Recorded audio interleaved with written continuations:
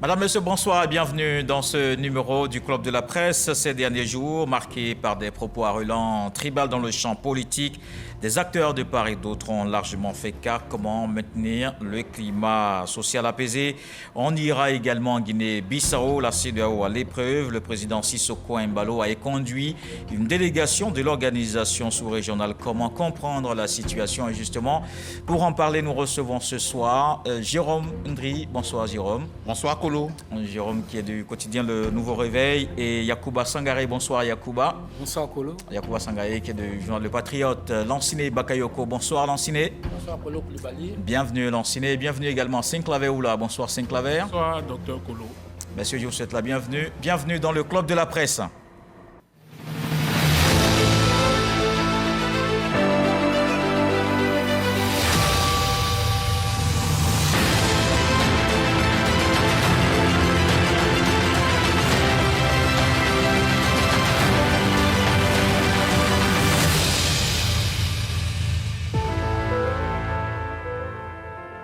Des mots un peu trop forts qui inquiètent parfois ces derniers jours le débat politique dominé par des propos arrogants, tribal. On en parle avec Davis Oyo et on essaie de comprendre juste après. À 7 mois de la présidentielle ivoirienne, les vieux démons refont surface. Les discours tribalistes, condamnés autrefois par la société civile, associations de défense des droits de l'homme et partis politiques, meublent, meetings et rencontres de certaines formations politiques. Une situation décriée par une frange de la population. Elle craint les conséquences qui peuvent découler des discours jugés xénophobes et discriminatoires. Des déclarations qui peuvent également semer la division en Côte d'Ivoire si l'on y prend garde, selon les observateurs du paysage politique ivoirien.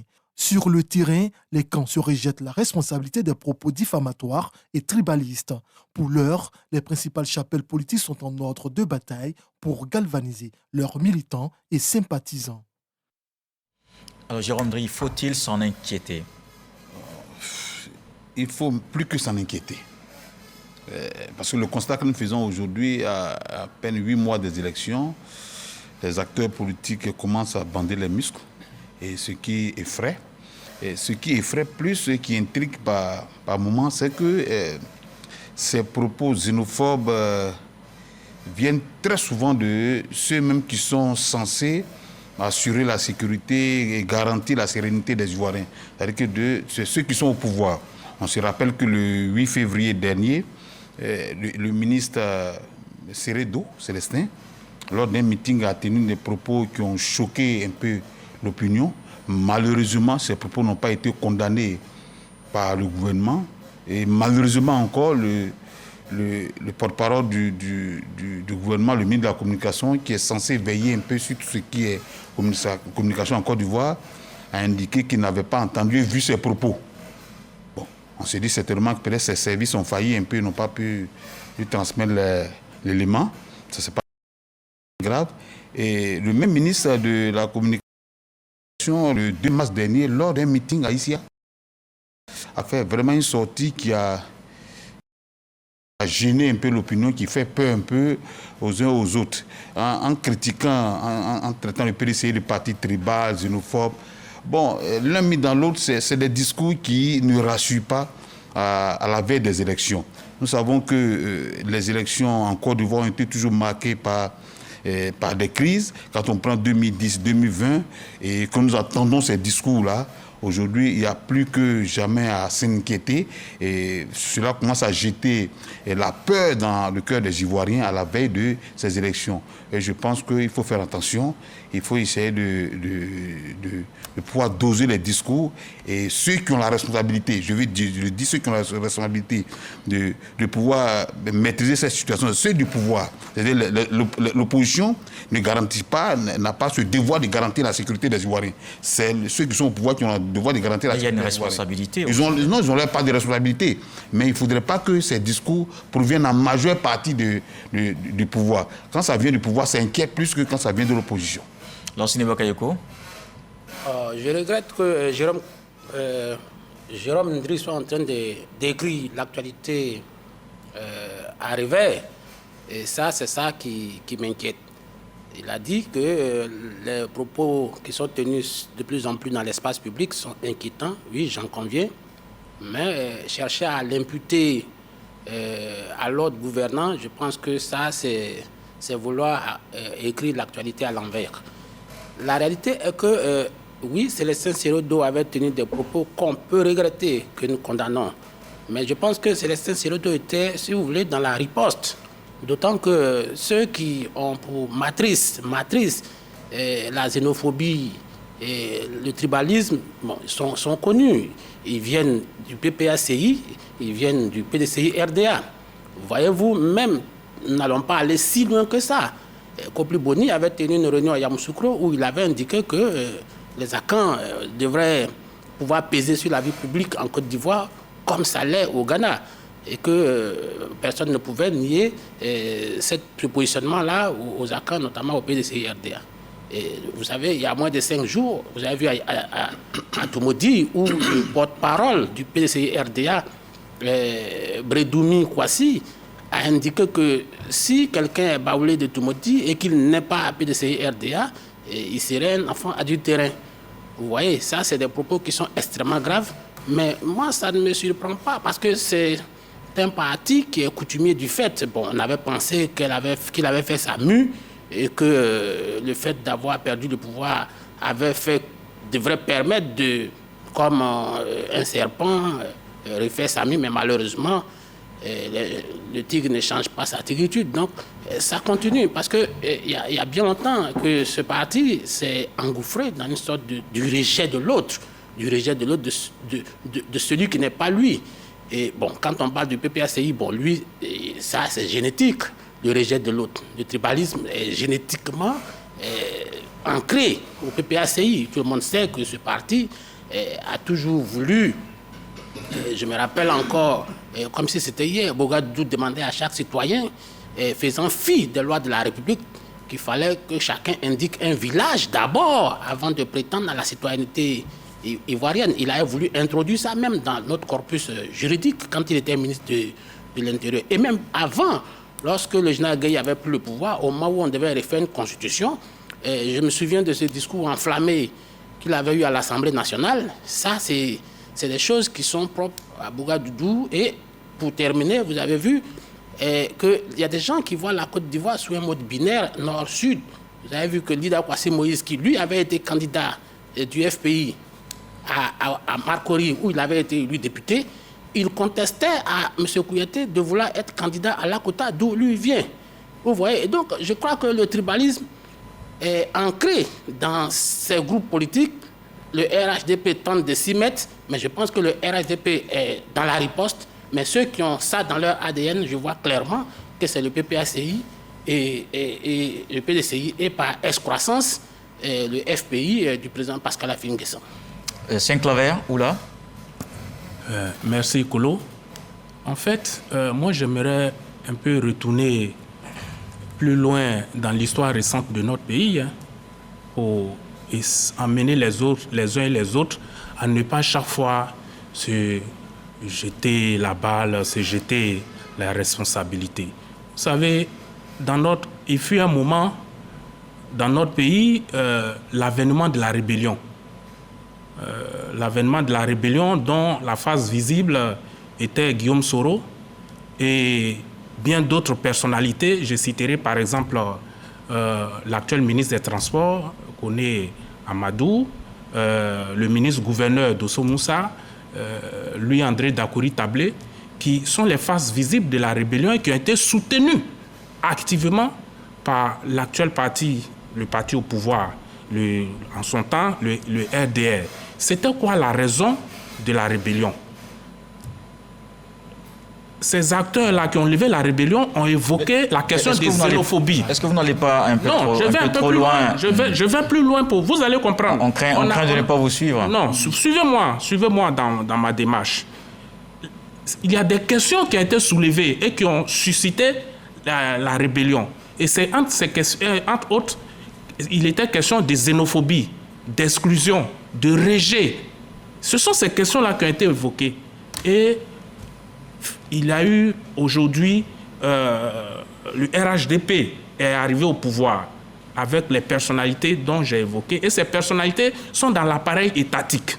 Et pour joindre l'acte à la parole, il y a une disposition légale qui a été prise pour essayer de freiner ces différents agissements, ces actions auxquelles nous assistons aujourd'hui, les propos que vous avez évoqués.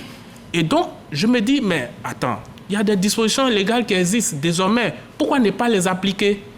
Et tant qu'on ne les applique pas, ça sera un laisser-aller.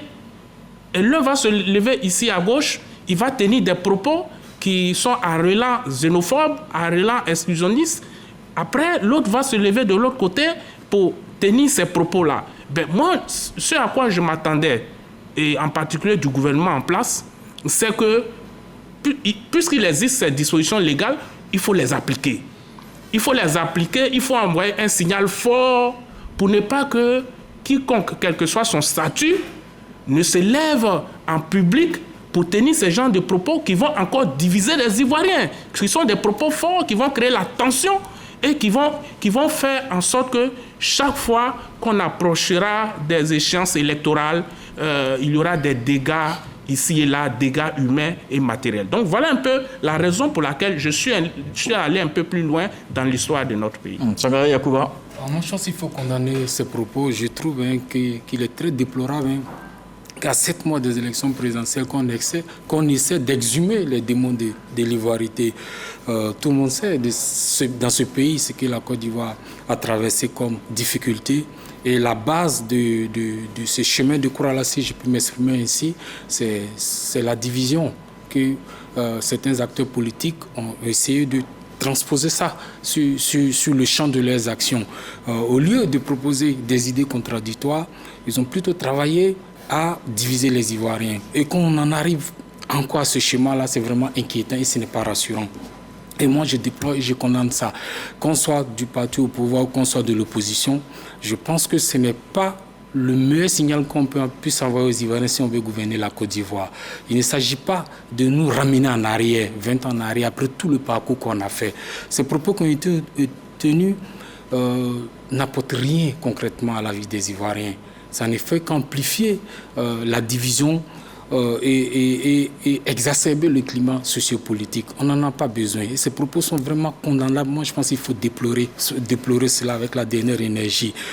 Et malheureusement, après la mort du président Faure-Boigny, c'est un parti politique, notamment c'est le PDCI à la base, qui avec la naissance de l'ivoirité, et après, avec le cheminement du pays, d'autres partis, notamment le FPI d'alors avec Laurent Gbagbo, s'est approprié ce concept-là. Mais pour moi, tout ça, c'est du passé. On a fait du chemin et on a traversé beaucoup de périodes difficiles. Mes prédécesseurs l'ont rappelé. Il y a eu une rébellion. Avant la rébellion, il y a eu une politique assez xénophobe qui a crispé le climat sociopolitique et qui a créé une grande fracture sociale au point que les Ivoiriens se regardaient d'une certaine façon en chien de faïence et qui a brisé cette confiance. Même jusqu'à aujourd'hui, cette méfiance existe encore. Alors qu'avant 1990, il n'y avait pas tout cela. Donc, c'est dit que le venin existe encore et ce serait très dramatique qu'on l'estipe encore en ce moment après tout ce qu'on a parcouru. Donc notamment cette période trouble au milieu des années 90. Ensuite, il y a eu la rébellion, il y a eu la crise post-électorale qui a fait 3000 morts. Mais quand on a traversé tout ça, est-ce qu'il est encore normal qu'on en soit encore à ramener le débat à des petites considérations tribales et ethniques? Pour moi, vraiment, le politique montre qu'il ne mérite pas vraiment le peuple de Côte d'Ivoire. Parce que le peuple de Côte d'Ivoire aspire à la paix et à la tranquillité, aspire à autre chose. Ce qu'on attend d'eux, ce n'est pas ce genre de discours. Ce qu'on attend d'eux, c'est des programmes, des projets de société. Surtout la préservation de la paix et de la stabilité. Je ne connais pas quelqu'un qui peut développer un pays qui est en guerre, un pays qui est divisé. On voit dans d'autres pays sur le continent où il y a la guerre, on voit la souffrance que les gens vivent au quotidien. Donc, si on apprécie aujourd'hui le niveau de développement qu'on a dans ce pays, la paix retrouvée, c'est cette stabilité-là et qui permet aujourd'hui le pays de se développer. Je pense qu'on ne peut pas se payer le luxe encore de revenir en arrière. Et je voulais demander aux politiques d'écouter l'aspiration profonde des populations qui sont... Cette aspiration est transmise souvent par les guides religieuses, par les chefs traditionnels. Demandez les gens partout où vous allez. Les gens veulent la paix et la tranquillité. Donc que les politiques, s'ils n'ont pas de meilleures propositions à faire, vraiment qu'ils ne nous ramènent pas de grâce en arrière. Ensuite, je voulais insister sur un fait. Ces propos sont condamnables par la loi. l'article 200 du nouveau code pénal dit quiconque sera coupable de racisme, de xénophobie, de tribalisme est puni par une peine d'emprisonnement de 5 à 10 ans et d'une amende de 500 000 à 5 millions de francs CFA. Et moi, je pense que sur cette question, la justice doit être appliquée. Qu'on soit homme politique, ce n'est pas un blanc-seing pour pouvoir violer cette disposition de la loi. Et puis, ce qui est encore plus grave, c'est que récemment, ces propos tribunaux ont été tenus par 2 élus locaux. 2 élus. Et ça, moi, je trouve que ce n'est pas du tout pardonnable et c'est condamnable. 2 élus, des hommes et des femmes qui ont été élus par des populations et qui sont censés représenter un certain niveau. Donc, quand on a cette confiance-là d'une masse de gens derrière soi, on ne peut pas se permettre de parler, excusez-moi, comme si on se retrouvait dans la cour du roi Péto, on se retrouvait dans un maquis sans faire injure au maquis. Donc, moi, j'en appelle à la responsabilité des acteurs politiques. Tout le monde dans ces pays veut des élections sans violence, des élections apaisées. Et pour avoir les élections apaisées, ça commence par les discours. Il faut que les discours soient apaisés. Il faut qu'on nous sorte vraiment de ces petits débats-là à relance tribal qui ne nous font pas avancer, qui ne nous apportent rien et qui n'apportent rien au quotidien des Ivoiriens. Alors, dans ce cas, puisqu'on parle justement de comment apaiser la situation, le climat social, comment le maintenir, des sanctions, Yacouba Sangaye en a parlé, Saint-Claver Oula aussi, Jérôme Dri, il faut simplement appliquer, condamner les auteurs. Il faut simplement appliquer la loi et éviter d'apprécier la situation à géométrique variée. C'est-à-dire que quand ça vient d'un camp, il y a une manière d'apprécier. Quand ça vient de l'autre camp, il y a une autre manière d'apprécier. Je suis d'accord avec Sangaré. La loi n'est pas faite pour le petit peuple. Parce que ce que je sais de la loi est impersonnelle. Nul n'est au-dessus de la loi en Côte d'Ivoire. Que ce soit un élu, un député, mais personne n'est au-dessus de la loi. Donc si ces propos viennent d'un député, et que cela soit condamné. Et ce que je relève, je vais insister encore dessus, je dis, c'est le gouvernement qui a la charge de garantir la sécurité des Ivoiriens. Quand des propos sont tenus, même par un membre du gouvernement, il faudrait que cela soit condamné. D'abord par un communiqué du gouvernement. Les Ivoiriens s'attendaient à ça. Cela soit condamné par un communiqué du gouvernement pour interpeller les uns les autres. Parce que si celui-même qui fait partie de l'exécutif tient ce genre de propos, qui n'est pas condamné. Mais un Ivoirien lambda peut tenir ce genre de propos. Parce qu'il ne faudrait pas que la loi soit à double nature condamnant pour les autres et puis apaisée pour les uns. Non. Il faudrait que cela soit condamné. Il faudrait que ce soit un député, mais un élu. S'il a tenu des propos, il faudrait que la loi soit appliquée dans sa rigueur pour lui, comme ça s'applique aussi dans la rigueur pour le petit peuple, pour le petit qui est sur Facebook ou bien qui tient des propos. Il faudrait que la loi soit appliquée pour tout le monde. Et je pense que c'est à cette seule condition qu'on pourra apaiser le climat social. Mais si on continue de regarder la situation à géométrie variable, je pense que ce serait difficile de pouvoir apaiser cette situation. Merci Bakayoko. Bon, moi j'ai écouté toutes ces belles paroles. Je suis d'accord que pour le cosmétique, c'est bien intéressant à écouter, mais soyons factuels. Laissons le juridisme. Il dit qu'il faut attraper tous ceux qui disent ça pour les jeter en prison. Ça, c'est du juridisme. Est-ce qu'aujourd'hui, si le procureur avait interpellé Bredoumi ou Véronique Aka ou Kopli Boni, regardons-nous en face. Qu'est-ce qu'on n'aurait pas entendu? Ou Seredo, qu'est-ce qu'on n'aurait pas entendu? Donc je pense que si on veut condamner ça, je pense qu'on risque d'aller vers un parti unique. On risque d'aller vers le parti unique parce que je vous ai dit tout à l'heure que aussi bien le PPACI, l'actuel PPACI que le PCI sont forgés, sont formatés. C'est dans leur ADN le rejet de l'autre. Alors si on doit... Ce qui forge l'ADN de ces deux partis, si on doit criminaliser ça et l'appliquer dans toute sa rigueur, il est évident qu'on va vers le parti unique. Donc, parce qu'eux ne devraient pas exister. La justice ne doit pas faire son travail alors qu'il y a une loi qui existe. Il y a une loi qui existe, mais c'est pour ça que j'ai dit que Sankara a dit quelque chose qui est important. Pour moi, il s'agit de la responsabilité personnelle des uns et des autres. Et probablement la responsabilité politique et des formations dans lesquelles sont issus ces gens, ces objecteurs de la réalité et du vivre ensemble. Donc, pour moi, ce qu'il faut faire, c'est d'en appeler à la responsabilité des partis eux-mêmes. Mais je ne me fais pas d'illusions. Je ne me fais pas d'illusions parce que Que vaut le PPACI qui ne veut pas entendre parler de vivre ensemble? Que le PPACI vivrait comment si on parle de vivre ensemble? Parce que eux, vous avez vu, il y a les lois de la République. Mais il y a des gens qui veulent que nous soyons, la tribalité, oui, qui veulent qu'on vive dans la tribalité, mais qui disent qu'on est en République. Vous voyez, on peut voir quelqu'un comme ça, dire, bon, les gens ne veulent même pas entendre qu'un parent, un Savadogo ou bien un Atankata soit ivoirien. S'il te plaît, c'est évident. Non, il faut pas faut pas être négateur patenté de la réalité. Si tu le fais, tu glisses vers ce schéma. Tu sais bien qu'il y a des gens qui disent qu'on est ivoirien par essence et qu'on ne peut pas être... Mais ceux qui attaquent aujourd'hui la nationalité des Tiam, c'est pas les gens du PDCI, c'est plutôt... Non, ça c'est le crachat qui arrose celui qui a craché en haut. Faut pas défendre aussi. Faut pas défendre celui qui attaque aujourd'hui, qui dit que Tiam, c'est Seredo. Comment il a attaqué Seredo dit que Tiam n'est pas ivoirien. Bon, d'accord. Non. On va laisser Bakayoko terminer. Je termine, je crois que... On va lui donner la parole ensuite à Saint-Claver. Paye le tribut de sa... est en train de récolter... On a vu le rattrapage. Si on veut parler du rattrapage... Il ne faut surtout pas aller sur le terrain du rattrapage. Moi, je peux te faire la généalogie.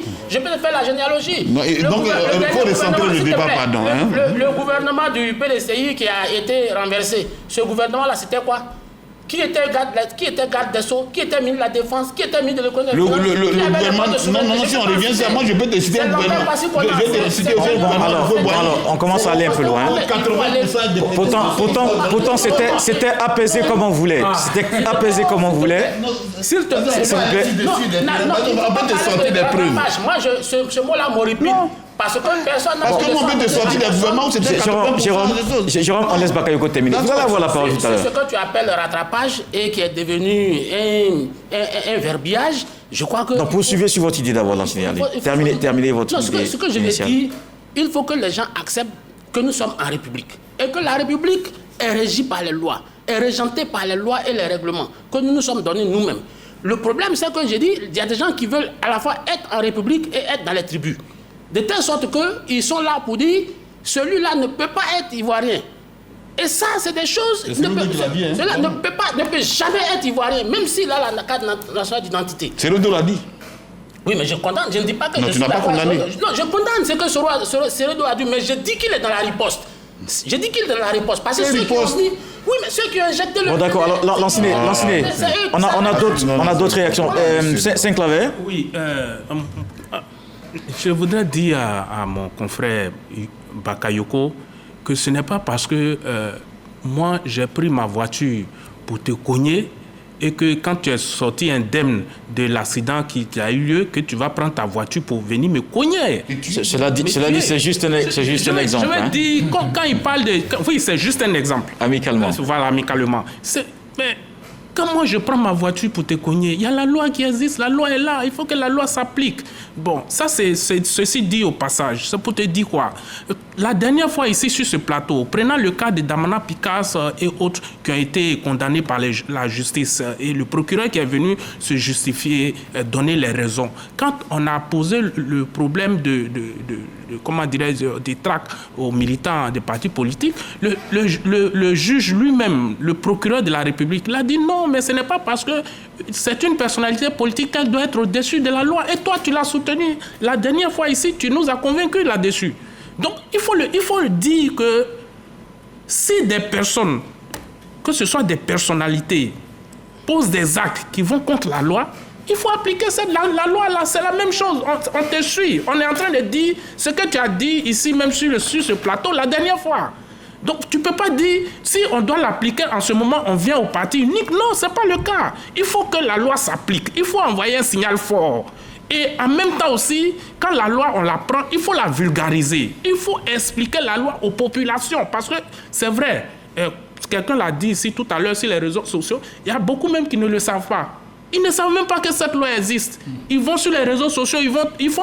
Même quand la PLCC interpelle certains cyberactivistes, quand on leur récite, quand on leur sort la loi, ils sont surpris. Il y a certaines personnes que nous-mêmes nous connaissons, nous disons voilà, ils ne savent pas. Donc pour eux, quand une personnalité, c'est un leader politique se retrouve en face d'eux et qu'elle tient des paroles, automatiquement, les populations prennent ça pour agent comptant. Mais quand ces populations sont éduquées, quand elles sont suffisamment informées et que les personnalités-là vont vers elles et qu'elles tiennent ces propos, mais les populations même vont interpeller ces personnalités. Donc je dis... C'est une question de bon sens. Je veux dire... Non, laisse-moi finir. S'il te plaît, d'accord. Donc, Synclavé, en fait, allez-y un peu rapidement. Terminé. Voilà, je termine pour dire que c'est vrai, quelqu'un a dit il faut parler des responsabilités de nos pères. Mais si les gens ne veulent pas être responsables, qu'ils utilisent le tribalisme, la xénophobie comme fonds de commerce, parce qu'il y a des personnalités qui le font aussi à dessein. Parce que ça prend. Et donc, il faut appliquer la loi. Il faut envoyer un signal fort. Et moi, c'est vraiment, comme tout à l'heure l'a si bien développé mon confrère, je vais dans son sens pour dire que personne, nul n'est au-dessus de la loi, que tu sois du pouvoir, que tu sois de l'opposition. Mais c'est comme ça qu'on peut sauver le pays. Et il faudra aussi qu'on ait des juges qui soient des juges impartiaux, qui fassent leur travail de façon impartiale. Qu'on ait des procureurs qui sont impartiaux, qui font leur travail de façon impartiale. Merci Synclavé. Yacouba Sangaré. Moi, je voulais dire que cette année, le 7 août prochain, on aura 66 ans d'indépendance. Si le calcul est bon, exact, est-ce que nous sommes encore une nation? C'est le vrai défi qu'il faut se poser. C'est le vrai défi qu'il faut relever. Je voulais rappeler une anecdote. Je me rappelle en 88, moi j'étais lycéen et Laurent Gbagbo s'est battu pour le multipartisme. Et je me souviens d'une déclaration d'Oufo-Boigny. Il y avait Marcel Été et Laurent Gbagbo qui voulaient à tout prix qu'il y ait le multipartisme. Et puis Oufo avait dit, je mets au défi Marcel Été d'être candidat à Gagnoua et Laurent Gbagbo d'être candidat à Jacquesville. Ils verront s'ils seront élus. Parce que mon défi, c'est de construire une nation. Je veux qu'on pense d'abord ivoirien avant de penser Baoulé, Bété, Malinké. Ça, c'était en 1988. Aujourd'hui, on est en 2025, ça fait 37 ans. Exactement 37 ans après, on n'a pas encore franchi le cap de la nation. On a perdu beaucoup de temps en chemin. Donc, et ces propos tribalistes-là montrent que Oufo avait parfaitement raison. Et moi, ça me peine que 37 ans après, Oufo ait toujours raison sur cette question de construire la nation. Et si on veut construire la nation, on ne doit pas cautionner les gens qui défendent l'ivoirité. Bagayo dit qu'il y a des partis qui ont fait de l'ADN l'ivoirité. C'est vrai, mais ça ne doit pas être une fatalité. Il faut combattre ça, justement. Parce qu'un parti, c'est une association, ça a une vocation républicaine. Donc, dans un parti politique, la preuve, si tu vas au PPACI, tu vas au PDCI, tu regardes leur architecture, tu vas trouver toutes les ethnies. Donc, ça suppose que le parti a une vocation républicaine. Donc, un parti ne doit pas défendre une cause tribale. Si ce parti défend, il doit être combattu pour cela. Et ça, on ne doit pas cautionner cela. Et on doit justement les interpeller. Et c'est pour ça que moi, j'ai été très content quand Lida Kouassi a été battu à Lakuta. Parce que j'ai vu sa vidéo, j'en ai été choqué. Et au lieu de tenir un discours républicain, de défendre son idée, sa vision, il a surfé sur la vague du tribalisme et il a été battu. Ça veut dire que les populations n'ont pas été réceptives à ça. Et ça veut dire que nos politiques doivent comprendre qu'avec le temps, beaucoup d'eau coule sous le pont. Les citoyens commencent aussi à comprendre beaucoup de choses. Et ils savent faire le distinguo aussi souvent entre la manipulation tribale et la nécessité d'être ensemble. Parce que quand les politiques ne sont pas là, ils vivent au quotidien. Ceux qui vivent pendant des années ensemble, donc ils ont des habitudes qu'ils partagent pendant de longues années. Et quand les élections arrivent, les politiques arrivent pour essayer de les manipuler. Mais à un moment donné, les gens vont ouvrir les yeux et ils vont avoir une forme de rejet des politiques. Et c'est ça que les politiques doivent comprendre, qu'il faut qu'ils changent de paradigme. Aujourd'hui, après 65 ans d'indépendance, on ne peut plus se permettre de voguer sur la vague du tribalisme. Mais je vais juste apporter de l'autre moulin. En 1990, au cours des élections législatives, sur les 175 députés, le FPI a eu 13 députés. Les 13, c'est un seul qui venait de Yakassé à Tobrou. Les 12 venaient de la même sphère sociologique. Donc, je veux dire qu'il y a des gens, ils sont nés dans ça. Donc je ne vois pas comment il pourrait s'en départir au risque de disparaître. Ouais. Bon, bon, alors non, c'est bon. En fait, je voulais Saint-Claver, c'est à Jérôme maintenant. Ce que Sangaré dit, c'est important, mais je voulais relever quelque chose que la Chine lui-même sait. Aujourd'hui, comment est conçu nos différents partis politiques en Côte d'Ivoire? Nos différents partis politiques ont été conçus sur la base régionaliste d'abord. Quand vous prenez le FPI, il était concentré à l'ouest, le PDCI au centre, le RDA était concentré au nord. C'est au fur et à mesure que c'est avec l'évolution que ces partis-là ont commencé à pénétrer les autres régions et qu'aujourd'hui on se retrouve avec des partis politiques comme l'a dit Sangaré avec beaucoup d'ethnies dedans. Mais il ne faudrait pas à base de ça étiqueter un parti politique pour dire non, ce parti politique est xénophobe. On peut le dire aussi pour le RDA à l'époque. Tout le monde critiquait le RDA que c'était un parti du Nord. Mais aujourd'hui quand tu regardes le RDA, il y a tout le monde, à toutes les ethnies. Non mais il ne faut pas venir sur un plateau pour dire non, parce que c'est un parti a été conçu dans son ADN. Non, on peut le dire aussi même on peut le dire aussi pour le RDA, parce que le RDA aussi à l'époque était très fermé. C'est un parti qui était concentré au nord. C'était avec des nordistes au RDA. Mais aujourd'hui, les choses commencent à évoluer. Donc il ne faudrait pas étiqueter un parti politique comme ça. Non, ça est dans le ADN. Non, je ne crois pas.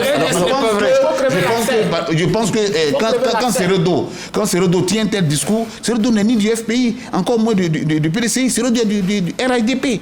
C'est pourquoi nous disons, et moi j'insiste sur ce plateau-là, je dis, d'où que ça vienne, ça doit être condamné. Que même si c'est un membre du gouvernement, il faudrait que le gouvernement ait le courage de pouvoir condamner ça pour, qu'on appelle lancer, comme l'a dit le frère, c'est pour donner un signal fort. D'accord.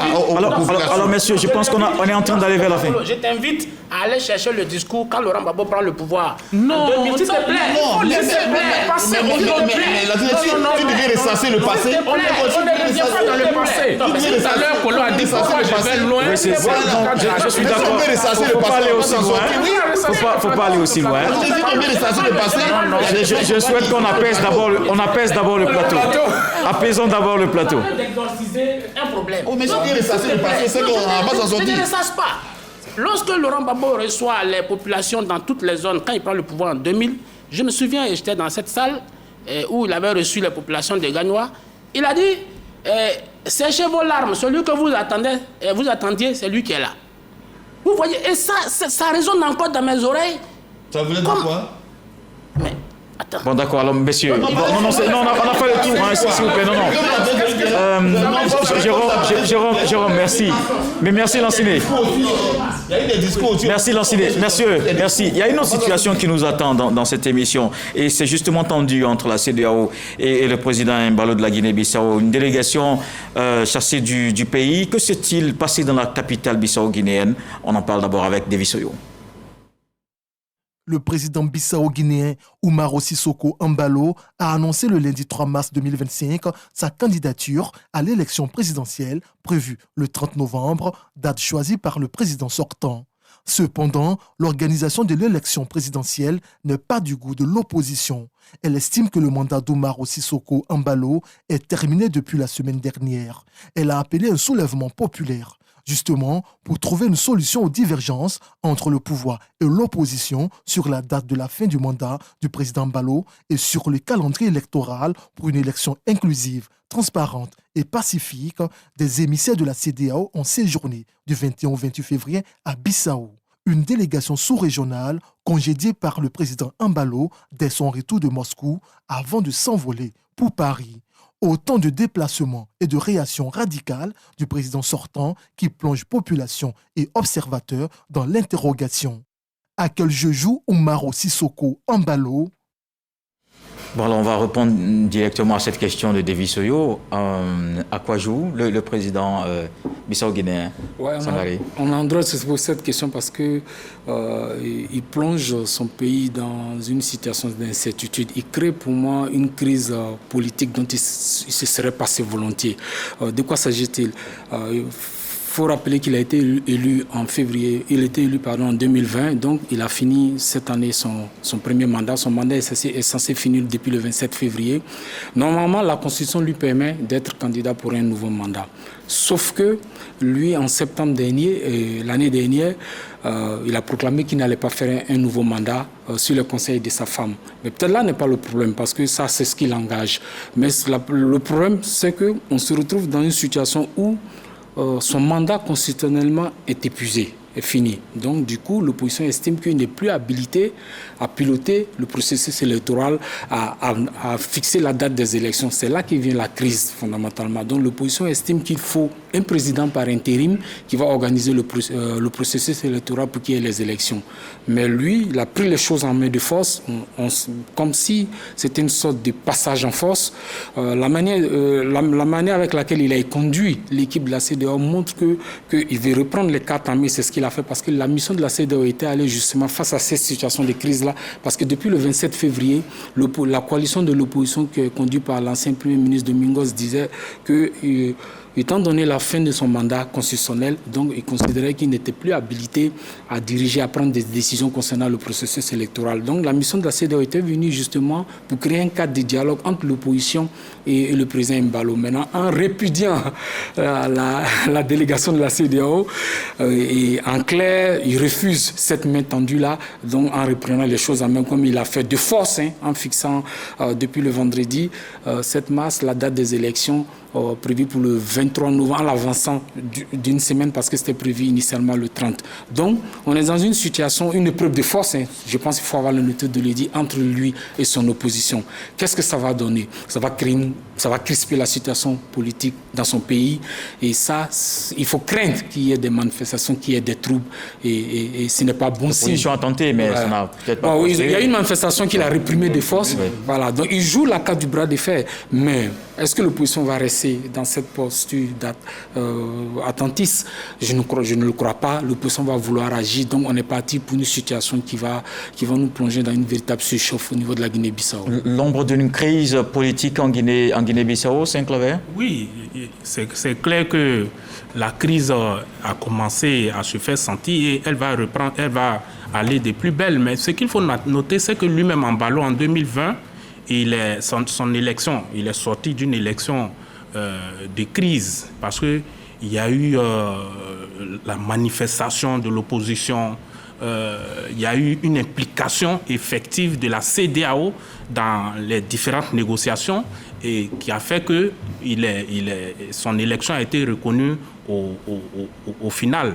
Et donc, Embalo aujourd'hui répudier les envoyés de la CEDEAO, bon, moi, vraiment, ça me fait rire parce que Embalo a été président en exercice de la CEDEAO de 2022 à 2024.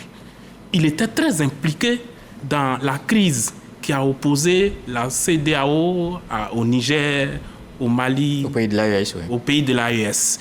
Et même quand il y a eu cette volonté d'intervention militaire au Niger, il a effectivement il a adhéré à cette option.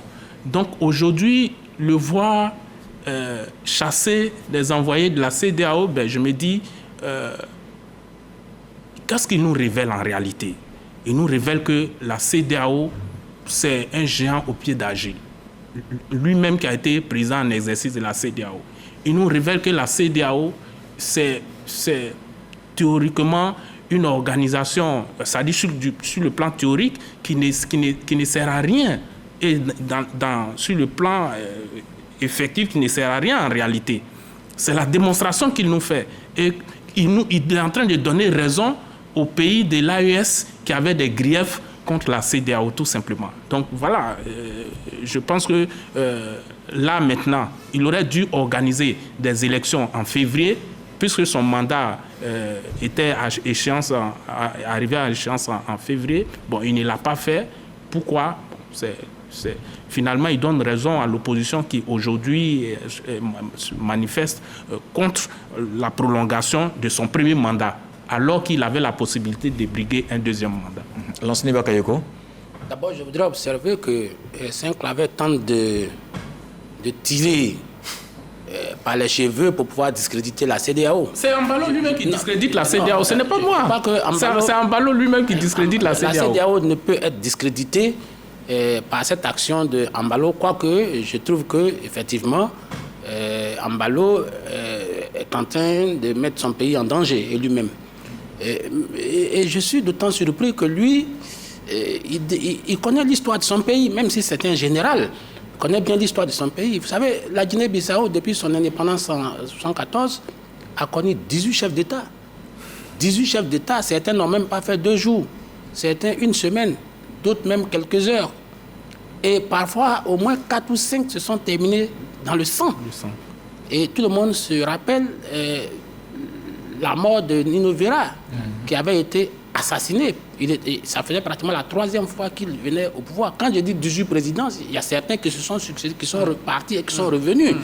Donc, mais il y a la CEDEAO, la Guinée-Bissau a connu 18 chefs d'État en près de 50, en moins de 50 ans. Et jusque-là, il n'y a jamais eu un président qui a terminé son mandat de façon démocratique. Peut-être Malam Bakay Sania. Mais ça a toujours été terminé de façon dramatique. Et lui-même, il a échappé déjà à un coup d'État dans son premier mandat.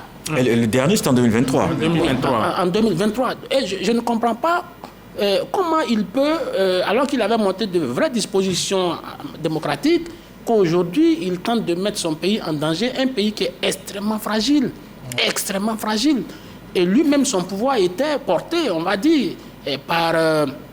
aussi bien le pouvoir gambien que le pouvoir bissau-guinéen était porté par le Sénégal et de Macky Sall. Aujourd'hui, on peut dire que ce parrain putatif n'est plus au pouvoir. On ne connaît pas pour l'instant le rapport qu'ont les nouvelles autorités de Dakar avec Bissau, même si la question du MRDC est en train d'être négociée avec lui. Mais je crois que Embalo devrait quand même comprendre que son pays n'a pas encore la maturité politique qui lui permette aujourd'hui de...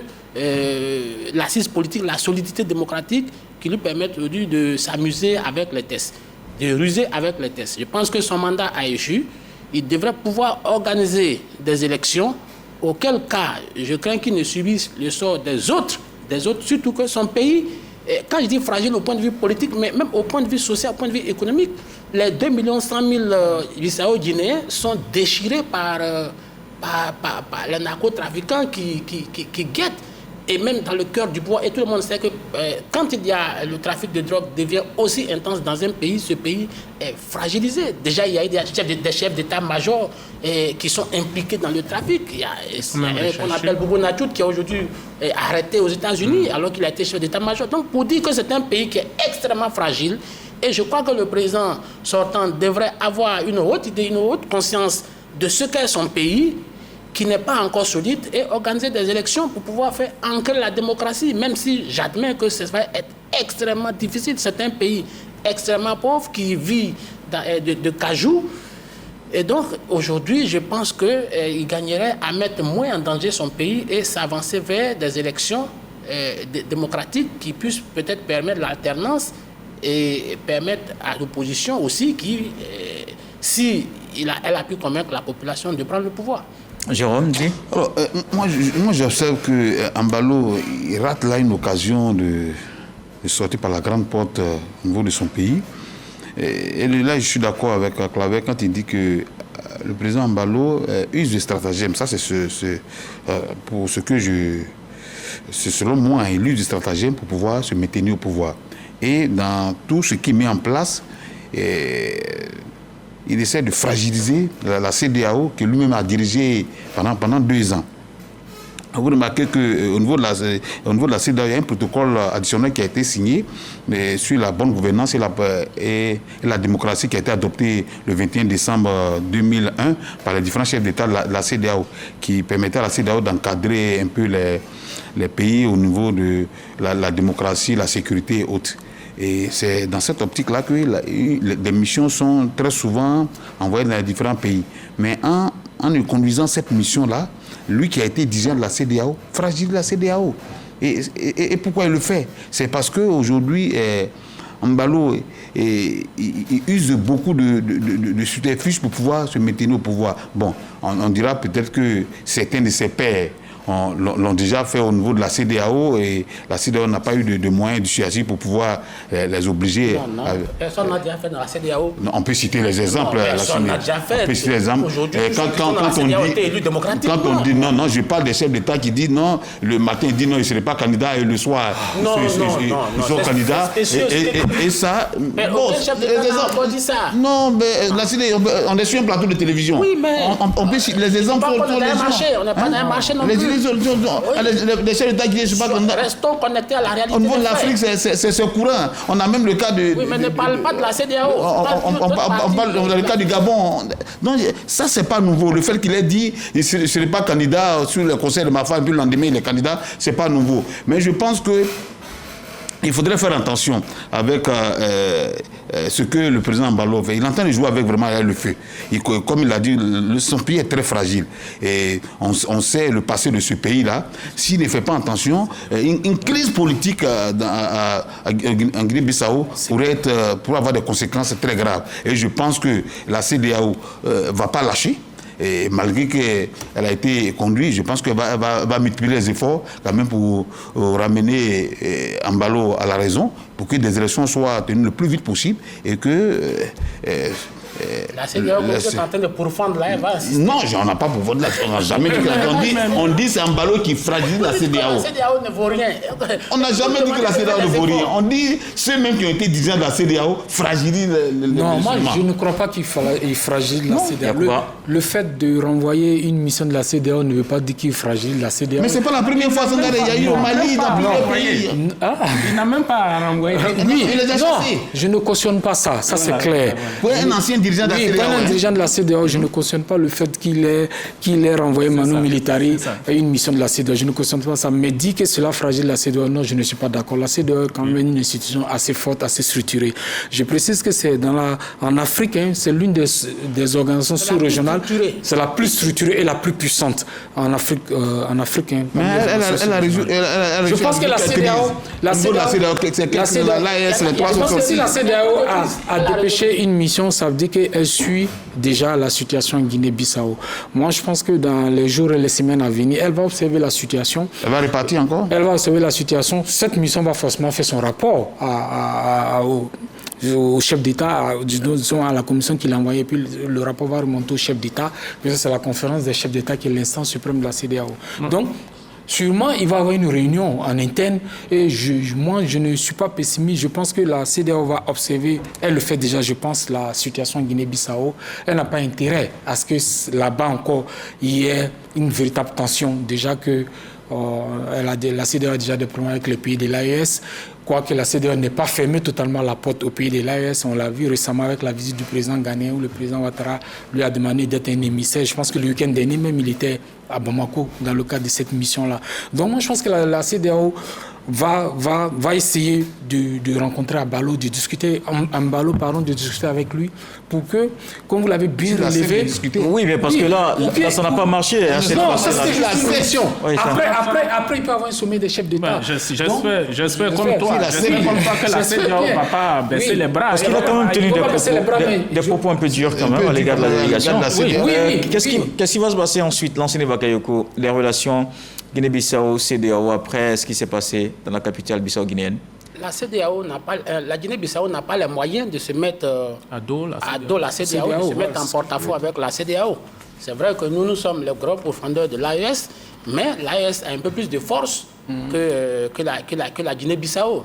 La Guinée-Bissau, d'abord, elle a une marge de manœuvre très réduite et je ne pense pas que le président Embalo ait la légitimité suffisante pour pouvoir embarquer son pays dans une perspective de peut-être rejoindre l'AES ou alors se désolidariser. Parce que, contrairement aux pays comme le Mali, le Niger et le Burkina Faso, où il n'existe plus d'opposition... Parce que l'on parle aussi d'un rapprochement avec la Russie. Où il n'existe plus d'opposition. Oui, mais la Russie va passer par quelle porte? La Guinée-Bissau est quasiment un appendice de... Non, ça va être très compliqué.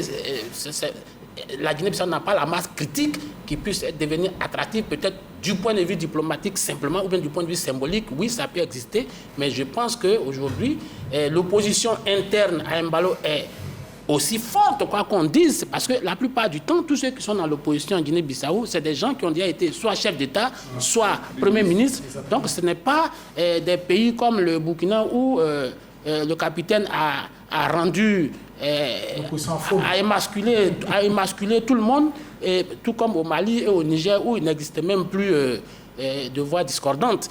Je pense que Embalo n'a pas les moyens aujourd'hui. Il a pris quand même des mesures sécuritaires pour empêcher l'opposition de pouvoir manifester. Oui, mais il l'a prise, mais jusqu'à quand? Jusqu'à quand?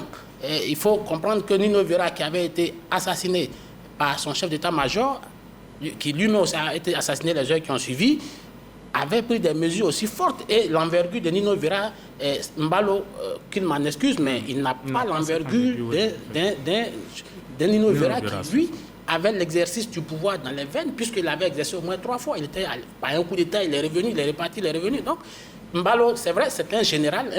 Bon, certains disent que c'est un général un peu fabriqué, mais je ne pense pas qu'aujourd'hui, il ait les moyens politiques, les moyens institutionnels, les moyens diplomatiques pour pouvoir se garantir son maintien au pouvoir. Moi, je pense que la CEDEAO a là l'occasion de ramener à la raison Embalo. Parce que le problème aujourd'hui, c'est l'organisation des élections très vite. C'est-à-dire, lui, il souhaite que les élections soient organisées dans 9 mois. L'opposition dit que ne le reconnaît même pas actuellement comme président de la République. Donc, la CEDEAO a là, parce que c'est la CEDEAO qui s'est impliquée en 2020 dans la crise pour que lui, très vite, il fasse son investiture. Donc, je pense que la CEDEAO a là l'occasion de le ramener à la raison et que les élections présidentielles soient organisées très vite. Moi, je pense que c'est l'occasion pour certains dont il est proche, notamment le président Alassane Ouattara, parce que j'ai vu dans une vidéo devenue virale sur les réseaux sociaux, il disait que le président Alassane Ouattara, c'est son papa. Donc je pense que c'est l'occasion là pour son papa d'appeler le fils et de le raisonner très vite pour ne pas pour que la CEDEAO puisse se racheter, elle qui a raté un peu le coach en ce qui concerne les pays de l'AES. Et là déjà, avec la visite du président du Ghana ici, il a été question de rediscuter avec le président de l'AES, et déjà l'équation de Embalo qui se pose, s'il réussit à régler cette équation-là, je pense que les choses... Il ne faut pas oublier ce que le président Embalo aussi a souligné. Il avait indiqué que la mission de la CEDEAO n'avait pas présenté de feuille de route claire. C'est pourquoi, en justifiant un peu... Mais la CEDEAO semble dire le contraire aussi dans son communiqué. La CEDEAO semble dire le contraire. Oui. Donc je pense qu'il faudrait que la CEDEAO... Pourquoi pas un sommet des chefs d'État? Si Embalo ne veut pas recevoir une mission, peut-être au cours d'un sommet des chefs d'État... On peut chercher... Pendant ce temps, le climat politique sur place reste dans l'impasse. C'est le constat que nous faisons. Mais moi, je pense que la CEDEAO va réagir, elle ne va pas rester inerte. Mais est-ce que Embalo est ouvert à une mission de la CEDEAO? C'est la question qu'il faut se poser. On constate qu'il n'est pas ouvert à une mission de la CEDEAO. Pour terminer, 30 secondes, l'enseigné. La plus grosse menace contre le régime de Bissau, c'est son armée. C'est son armée. Parce que cette armée qui fait semblant de dormir actuellement, s'est toujours comporté comme ça et est sorti toujours de son lit. Lui-même, il en est un exemple. Il ne faut pas encourager ça. Non, je n'encourage pas, mais je dis que c'est factuel. Ça a toujours été comme ça. Je t'ai dit que ça fait près de 18 coups d'État qui ont eu lieu dans ce pays. D'accord. On a fait le tour, mais c'est une situation qu'on va suivre. D'accord. C'est surtout son armée. Merci, c'est une situation qu'on va suivre. Merci Lansine Bakayoko, merci à Jérôme Dri, Yacouba Sangaré, merci à Saint-Claver Oula. Merci de nous avoir suivis. On se dit à dimanche pour un autre numéro du Club de la Presse.